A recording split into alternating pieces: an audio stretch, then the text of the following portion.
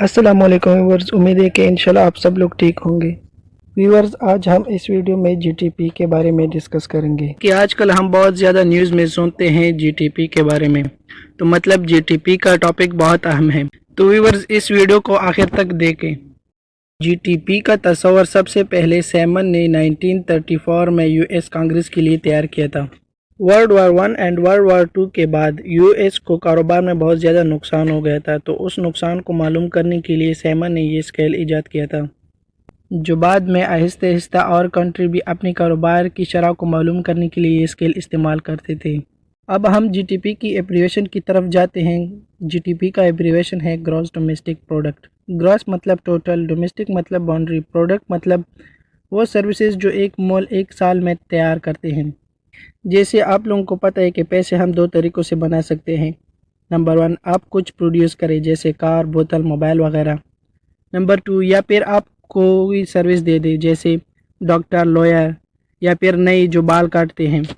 इन सारी सर्विस की जो वैल्यू होता है, वैल्यू मतलब आपने 100 रुपये में बाल काट ली तो 100 रुपये इसकी वैल्यू हो गई। आपने 10 रुपये में बोतल ख़रीद ली तो 10 रुपये इसकी वैल्यू हो गई।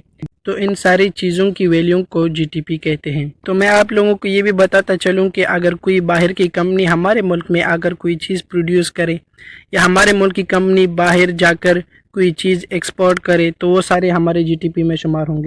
तो अभी हम एक मिसाल से आप लोगों को ये सब कुछ समझाते हैं। एक शॉपिंग मॉल है तो उसमें मुख्तलिफ शॉप होते हैं। कुछ लोग बोतल बेचते हैं, कुछ लोग मोबाइल बेचते हैं, कुछ लोग घड़ियाँ बेचते हैं। अगर ये बेची जाने वाली चीज़ों की कीमत हम एक साल तक नोट करते जाएं और आखिर में इन सारी चीज़ों की वैल्यू को नोट करें तो वो इस शॉपिंग मॉल की जीटीपी होगी। ठीक इसी तरह किसी मुल्क के अंदर एक साल में जितनी सर्विसेज प्रोड्यूस होते हैं उन सारों की वैल्यू को नोट करें तो वो इस मुल्क की जीटीपी होगी। जीटीपी की ज़रूरत हमें क्यों पेश आई? तो इसलिए कि इसके ज़रिए हम किसी मुल्क की तरक्की को मालूम कर सकते हैं, उसकी बिज़नेस को मालूम कर सकते हैं। अगर किसी मुल्क की जीटीपी ज़्यादा होगी तो मतलब वो ज़्यादा तरक्की याफ्ता है, उसकी ज़्यादा बिज़नेस है। और अगर किसी मुल्क की जीटीपी कम होगी मतलब वो कम तरक्की याफ्ता है और उसकी बिज़नेस कम है। अभी ये जीटीपी कैलकुलेट किस तरह होती है?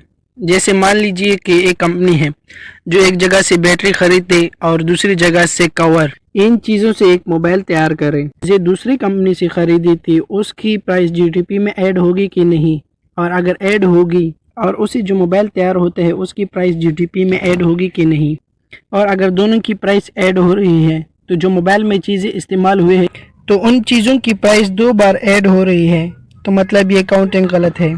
अभी मैं दूसरी मिसाल से आप लोगों को समझाता हूँ। अगर मेरे मोबाइल की बैटरी ख़राब हो गई और मैं उसको मार्केट से ख़रीद लूँ तो उसका प्राइस जीटीपी में शुमार होगा। अभी वो कंपनी जो मोबाइल तैयार करती है वो किसी दूसरे कंपनी से बैटरी या मोबाइल की कवर ख़रीद लें तो उन चीज़ों की प्राइस जीटीपी में ऐड नहीं होगी, बल्कि जो मोबाइल तैयार होता है तो पूरे मोबाइल की प्राइस जीटीपी में ऐड होगी। इसी तरह सारे प्रोडक्ट के लिए ये तरीक़ेकार है। व्यूअर्स, अगर आपको ये वीडियो अच्छी लगी है तो चैनल को सब्सक्राइब करें और बेल आइकन को दबाएं ताकि हमारे आने वाली वीडियो आपको मिल सके।